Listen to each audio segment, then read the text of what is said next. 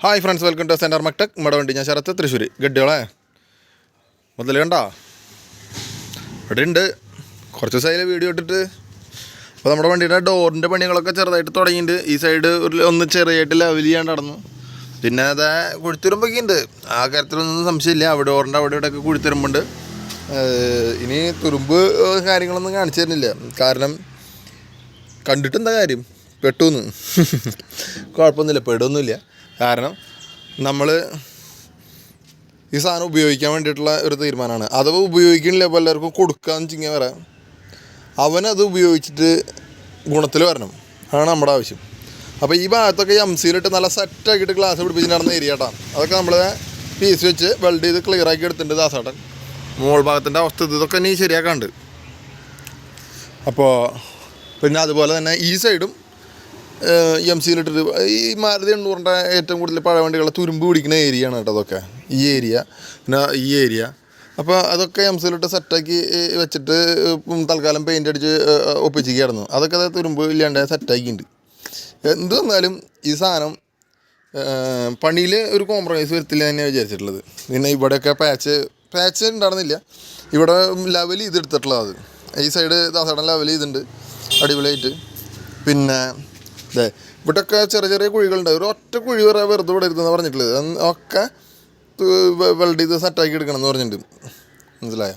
അപ്പോൾ ആ സൈഡിലൊരു കുഴിയുണ്ട്. പിന്നെ അതെ ഇവിടെയൊക്കെ ഇത് ബാക്കിലെ ഡോറാട്ടോ.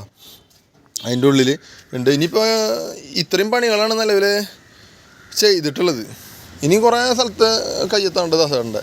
പിന്നെ നമുക്ക് നേരത്തെ കാണിച്ചു തരാത്ത ഒരു പാച്ചും കൂടി കാണിച്ചു തരാം. കണ്ടോ, ഈ ഭാഗത്ത് പാച്ച് വന്നിട്ടുണ്ട്. ഇനി ഈ സാധനം ഊരിയിട്ട് എഞ്ചിൻ ഇവിടെ പാച്ചുണ്ടോയെന്ന് അറിയാം.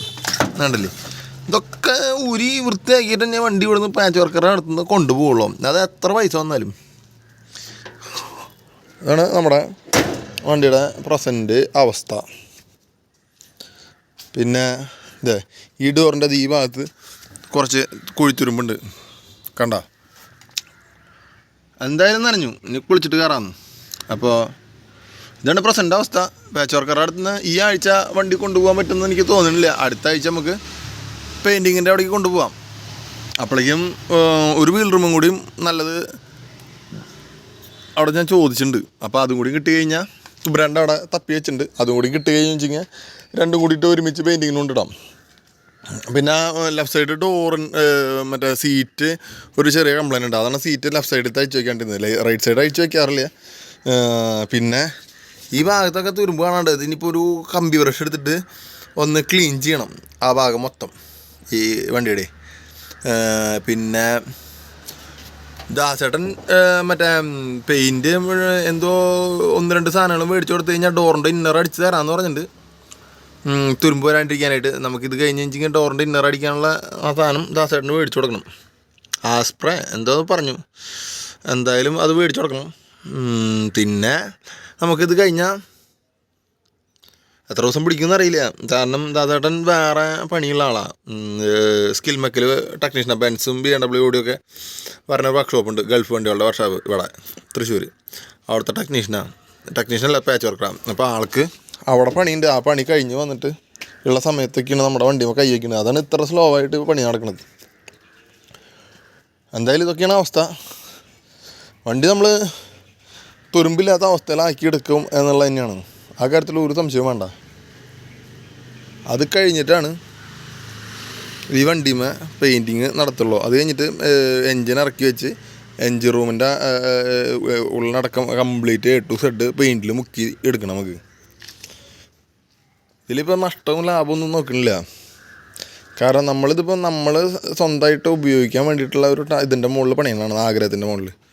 പിന്നെ അതിൻ്റേതായ ഭംഗിയോട് കൂടിയിട്ട് ഇരിക്കട്ടെന്നേ.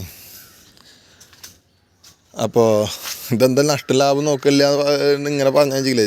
ഇപ്പോൾ ചില ആൾക്കാർക്ക് ഇതിൽ കമൻറ്റ് ആയിട്ട് നമുക്ക് ചോദിക്കാം, പെട്ടൂല്ലേ എന്ന്. അപ്പോൾ സത്യം പറഞ്ഞു കഴിഞ്ഞാൽ എടുക്കുമ്പോൾ ഇത് പ്രതീക്ഷിച്ചിട്ടില്ല. അത് വേറെ കാര്യം. എടുക്കുമ്പോൾ വണ്ടിയുടെ ബോഡി വലിയ കുഴപ്പമില്ല, കുറച്ച് കംപ്ലൈൻറ്റുകളൊക്കെ കണ്ടിട്ടുണ്ടായിരുന്നല്ലോ. പക്ഷേ എടുത്തു കഴിഞ്ഞ് വെച്ചിട്ട് ഈ സാധനം നമുക്ക് കിട്ടി. പക്ഷേ ആ വണ്ടിയുടെ നമ്പറും വണ്ടിയുടെ ഷേപ്പും ഈ സാധനം രണ്ടും ഈ വണ്ടിക്കുണ്ട്. പിന്നെ ഈ തുരുമ്പ് വന്ന ഭാഗങ്ങളൊക്കെ ഇപ്പോൾ ഷേപ്പ് പുറത്തേക്ക് കാണുന്ന ഒരു ഭാഗങ്ങളൊന്നുമല്ല, മെയിനായിട്ടുള്ള സാധനങ്ങൾ. അപ്പോൾ അങ്ങനെ. അപ്പോൾ അടുത്ത വീഡിയോ ആയിട്ട് വരാം. ഇതാണ് നമ്മുടെ വണ്ടിയുടെ ഇപ്പോഴത്തെ അവസ്ഥ. ശരി എന്നാൽ വെച്ചെങ്കിൽ.